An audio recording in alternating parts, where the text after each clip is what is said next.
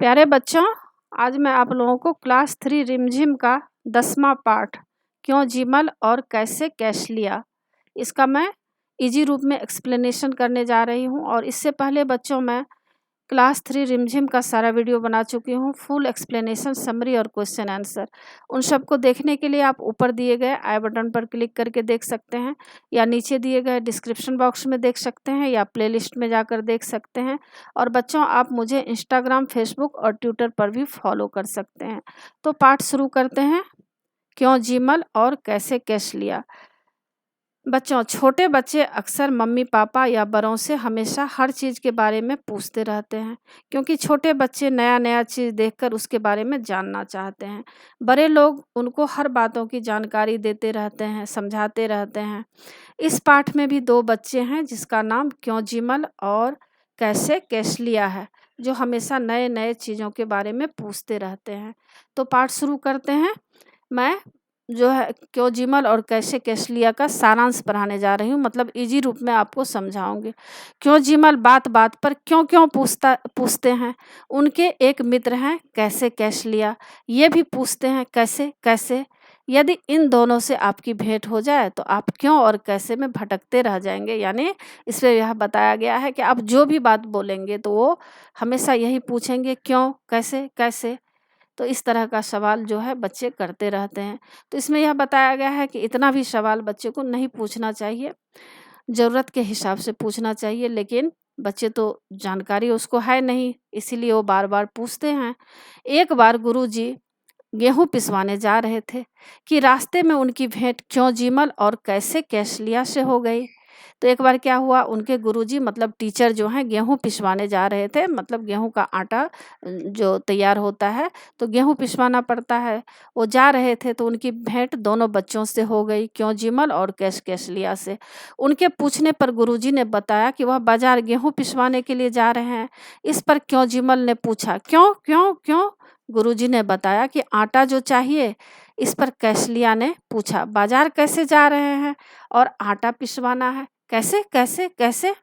गुरुजी ने बताया कि शिवदास ने मेरे हाथ में थैली देखकर अपनी गाड़ी दे दी और आटा चक्की में पिसवाना है। दोनों ने गुरुजी से और भी कई सवाल किए, जैसे आटा क्यों चाहिए, रोटी कैसे बनाएंगे। तो इस तरह का सवाल जो है गुरुजी से दोनों बच्चे पूछ रहे थे। इस पर गुरुजी ने उन्हें बताया कि आटे को सानेंगे, मतलब आटे को गूँथेंगे, बेलेंगे, तवे पर पकाएंगे, आग पर फुलाएंगे। इतना सुनते ही क्यों जीमल बोल पड़े, सानेंगे, क्यों क्यों क्यों। गुरुजी ने बताया, सने आटे में जो थोड़ा पानी रहता है, आग पर तपने से यही भाप बनकर बिली हुई रोटी को पकाता है। इस पर कैसे कैसलिया ने फिर सवाल पूछा, सानेंगे, कैसे कैसे कैसे। गुरुजी ने कहा, परात में आटा निकालेंगे, चुटकी भर नमक डालेंगे, फिर धीरे धीरे इस एक हाथ से पानी डालते हुए सानना शुरू करेंगे, मतलब आटा में थोड़ा थोड़ा पानी डालते जाएंगे और आटा को गूंथते जाएंगे। क्यों जीमल ने पूछा, परात पर, क्यों क्यों क्यों। फिर कैसलिया ने पूछा, कैसे कैसे कैसे। गुरुजी कैसे कैसे कैसे और क्यों क्यों क्यों से तंग आ चुके थे, क्योंकि बहुत सारा सवाल वो लोग पूछ रहा था। वे बोले, तुम लोगों की क्यों और कैसे में तो मेरी चक्की ही बंद हो जाएगी, क्योंकि मुझे तो गेहूं पिसवाना है। इस पर भी वो बोले, क्यों क्यों क्यों, कैसे कैसे कैसे।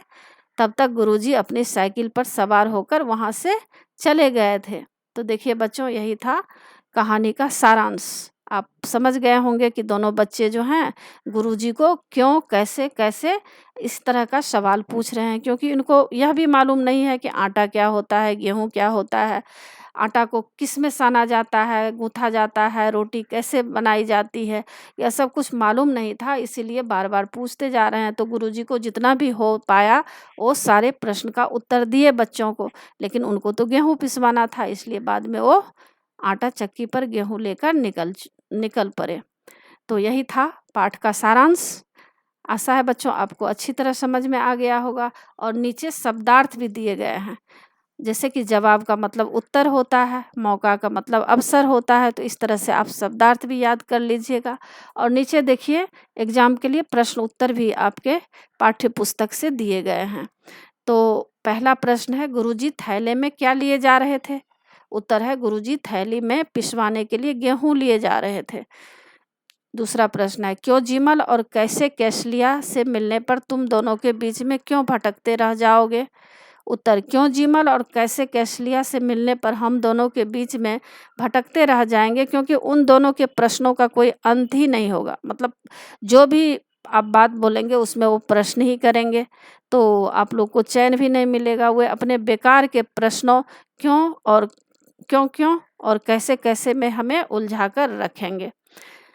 अगला प्रश्न है, शिवदास ने गुरुजी की थैली देखकर अपनी गाड़ी क्यों दे दी? उत्तर, शिवदास ने सोचा कि गुरुजी इस बुढ़ापे में गेहूं की थैली को लेकर इतनी दूर पैदल कैसे जा पाएंगे। यह सोचकर उसने अपनी गाड़ी उन्हें दे दी ताकि वे गेहूं की थैली को आराम से ले जा सके।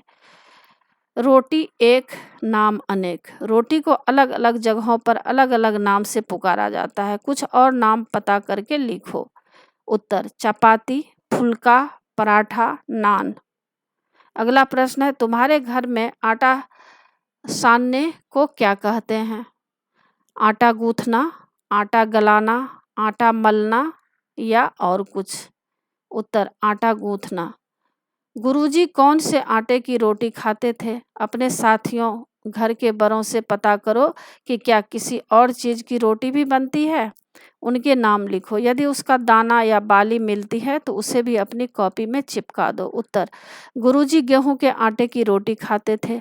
गेहूं के अलावा मक्का, बाजरा, ज्वार, चना और जौ के आटे की भी रोटी बनती है। रोटी क्या ऐसे बनेगी? आटे को सानेंगे, गेहूं को पिसवाएंगे, आग पर फुलाएंगे, तवे पर पकाएंगे, चकले पर बेलेंगे, गरम गरम खाएंगे। नहीं तो फिर कैसे? सही क्रम बताओ। उत्तर, गेहूं को सबसे पहले क्या करवाएंगे? पिसवाएंगे, फिर आटे को सानेंगे, गूँथेंगे और चकले पर बेलेंगे, तवे पर पकाएंगे, आग पर फुलाएंगे और फिर गरम गरम खाएंगे। तो इसका यही सही तरीका है। अगला प्रश्न है, गुरुजी ने कैसे कैसलिया को समझा कि आटा कैसे साना जाता है? अब तुम घर पर किसी को रोटी बेलते देखो और लिखो कि रोटी कैसे बेली जाती है। तो यह बच्चों अपने से कर सकते हैं। आगे है, रोटी बनाने के लिए कितना कुछ काम करना पड़ता है, जैसे सानना, बेलना आदि। पता करो और लिखो कि इन्हें बनाने के लिए क्या करना पड़ता है। जैसे कि चाय बनाने के लिए, दाल बनाने के लिए, लस्सी बनाने के लिए, सब्जी बनाने के लिए, हलवा बनाने के लिए। तो देखिए उत्तर है चाय बनाने के लिए। जब आप चाय बनाएंगे तो आपको सबसे पहले क्या करना पड़ेगा? एक बर्तन में पानी लेकर उसे गैस पर रखकर उबालना पड़ता है। जब पानी उबलने लगे तब उसमें चाय पत्ती डालते हैं। उबाल आने पर उसमें चीनी और दूध डालते हैं। फिर थोड़ी देर तक उबालने के बाद चाय को छानकर कप में डालते हैं। पीने के लिए चाय तैयार है। अब सब्जी बनाने के लिए देखिए, सब्जी बनाने से पहले उसे अच्छी तरह से छीलते हैं और साफ करते हैं, फिर उसे धोकर काटते हैं। गैस पर कुकर या कढ़ाई रखकर उसमें थोड़ा सा रिफाइंड या सरसों का तेल डालते हैं। तेल गर्म होने पर उसमें प्याज, टमाटर और हरी मिर्च डालते हैं। जब ये सारी चीज़ें पक जाए तो उसमें कटी सब्जी डालते हैं। फिर मसाले, धनिया, जीरा, हल्दी और नमक डालते हैं। थोड़ा पानी डालकर सब्जी को गैस पर रखकर पकने के लिए छोड़ देते हैं। पक जाने पर उतार लेते हैं। दाल बनाने के लिए सबसे पहले दाल को अच्छी तरह धोते हैं, फिर इसे प्रेशर कुकर या पतीला में डालकर गैस पर रखते हैं। उसमें नमक, हल्दी और पानी डालकर उबालते हैं। एक कढ़ाई में घी, जीरा, प्याज, टमाटर, अदरक, हरी मिर्च और अन्य मसाला डालकर उन्हें पकाते हैं। जब ये सब मसाले अच्छी तरह पक जाएं तो उसमें उबली दाल डाल देते हैं। फिर कुछ समय तक गैस पर रखकर उतार लेते हैं। खाने के लिए स्वादिष्ट दाल तैयार है। अब हलवा बनाने के लिए कढ़ाई को आंच पर रखकर उसमें घी डालते हैं। फिर बेसन या सूजी या आटा, जिसका भी हलवा बनाना हो, तो उसे डालकर धीमी आंच पर भूनते हैं। जब बेसन, सूजी या आटा गुलाबी दिखने लगे तो उसमें पानी डालते हैं और उसे तेज़ी से चलाते हैं। फिर उसमें चीनी डाली जाती है। घी छोड़ने पर हलवा तैयार हो जाता है। चाहे तो ऊपर से सूखे मेवे, बादाम, किशमिश, काजू आदि डाल सकते हैं। लस्सी बनाने के लिए दही को किसी गहरे बर्तन में डाला जाता है। फिर उसे रई या मथानी से मथते या बिलोते हैं। चीनी डालकर फिर एक बार बिलोते हैं। पीने या पिलाने से पहले बर्फ़ के टुकड़े डाल देते हैं। इस प्रकार मीठी व ठंडी लस्सी तैयार हो जाती है। दाम, नीचे कुछ आटों के नाम लिखे हैं, उसके दाम पता करो। उत्तर: मक्की 1 किलो 28 रुपया, बाजरा 1 किलो 36 रुपया और चना 1 किलो 65 रुपया। तो इस तरह नाम, वज़न और दाम लिखा हुआ है। आसपास, हम गेहूँ पिसवाने आटा चक्की पर जाते हैं। हम इन कामों के लिए कहाँ जाते हैं? उत्तर: आटा खरीदने, आटा चक्की या परचून की दुकान पर। पंचर बनवाने, पंचर लगाने वाली दुकान पर। दूध खरीदने, डीएमएस मदर डेयरी या हलवाई की दुकान पर। जूते की मरम्मत करवाने के लिए मोची की दुकान पर। सुराही खरीदने कुम्हार की दुकान पर। कॉपी किताब खरीदने स्टेशनरी की दुकान पर। बाल कटवाने नाई की दुकान या सैलून पर। अपने घर के पास की आटा चक्की पर जाओ और पता करो कि वहाँ क्या क्या पिसता है। आटा चक्की किस चीज़ से चलती है? दिन में चक्की को कितने बार रोका जाता है? उत्तर: चक्की पर गेहूँ, चना, मक्का, ज्वार, बाजरा आदि पिसता है। आटा चक्की बिजली से चलती है। दिन में चक्की को 3-4 बार रोका जाता है। कैसे बनेगी रोटी? नीचे रसोई की कुछ चीज़ों के चित्र बने हुए हैं, उन्हें देखकर बताओ कि रोटी बनाने में कौन कौन सी चीज़ इस्तेमाल होती है। तो ऐसी चीज़ों का इस्तेमाल किस काम के लिए किया जाएगा? लिखो। तो यहाँ पर देखिए सारे चीज़ दिए गए हैं, सामान का नाम और इस्तेमाल। कढ़ाई, देखिए इसमें सब्जी या हलवा बनाया जाता है। लोटा, पानी पीने या रखने के काम आता है। अचार का डब्बा, अचार रखने के काम आता है। कप प्लेट, चाय पीने के काम आते हैं। कटोरी, सब्जी दाल आदि डालकर परोसने के काम आते हैं। तो इसी के साथ बच्चों पाठ की समाप्ति होती है। आशा है आप लोगों को सारा पाठ अच्छी तरह समझ में आ गया होगा और एग्ज़ाम के लिए अच्छी तरह तैयार कर लीजिएगा। और बच्चों आप मेरे चैनल देवज नागरी को ज़रूर सब्सक्राइब कीजिएगा और सब्सक्राइब के बगल में बेल आइकन बटन है, उसे क्लिक कीजिएगा, लाइक कीजिएगा और शेयर कीजिएगा। कमेंट्स ज़रूर कीजिएगा कि आपको यह पाठ कैसा लगा। नए पाठ के साथ फिर मैं मिलूँगी बच्चों। धन्यवाद।